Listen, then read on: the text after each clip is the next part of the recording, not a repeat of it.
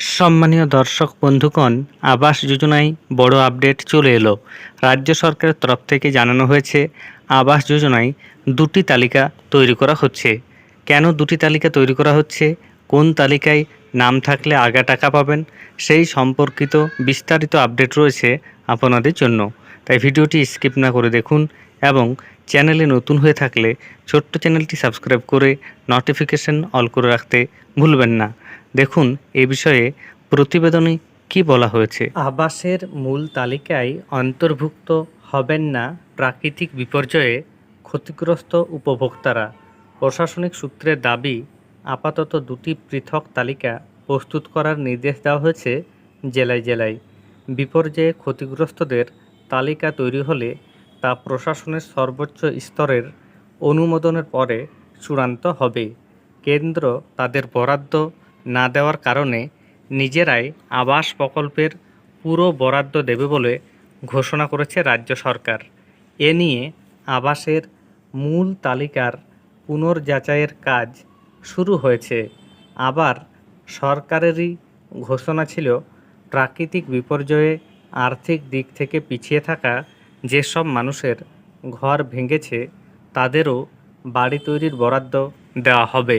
ফলে আবাস তালিকার পুনর্যাচাইয়ের সঙ্গে সেই তালিকা তৈরির কাজও চলছে। কিন্তু বিপর্যয়ের কারণে ক্ষতিগ্রস্ত উপভোক্তাদের নাম আবাস প্রকল্পের মূল তালিকায় অন্তর্ভুক্ত করা হচ্ছে না। পঞ্চায়েত মন্ত্রী প্রদীপ মজুমদারের বক্তব্য, দুটি তালিকা আলাদা হবে। বিপর্যয়ে ক্ষতিগ্রস্তদের তালিকা পাঠানো হবে মুখ্যমন্ত্রীর দপ্তরে, তারপরেই চূড়ান্ত সিদ্ধান্ত হবে। কেন এই সিদ্ধান্ত? প্রশাসনিক ব্যাখ্যায় বলা হচ্ছে, 2022 সালে আবাস যোজনার উপভোক্তা তালিকাটি অনুমোদন দিয়েছিল কেন্দ্র। তাতে প্রায় 11 লক্ষ উপভোক্তার নাম রয়েছে। কিন্তু তাতে এখন নতুন করে আর অন্য নাম যুক্ত করা যাবে না। বরং পুনর্যাচাইয়ে যদি উপভোক্তা যোগ্য বলে প্রমাণিত না হন তাহলে তার নাম বাদ যাবে। সে কারণে বিপর্যয়ে ক্ষতিগ্রস্তদের নাম ওই তালিকায় যুক্ত হওয়া সম্ভব নয়।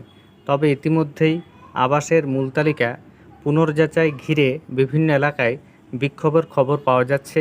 অনেকেই দাবি করেছেন, যোগ্য হওয়ার পরেও তাদের নাম বাদ যাচ্ছে তালিকা থেকে। তা সামাল দিতে মানবিক হয়ে তালিকা সংস্কারের কাজ করার নির্দেশ দিয়েছে নবান্ন। এমনকি ক্ষেত্রবিশেষে কেন্দ্রের কড়া বিধি শিথিলও করা হচ্ছে। তাহলে বুঝতে পারছেন কী কারণে আবাস যোজনায় দুটি তালিকা করা হচ্ছে এবং কারা আগে টাকা পাবেন কারা পরে টাকা পাবেন সেটা বুঝতে পারছেন। ধন্যবাদ।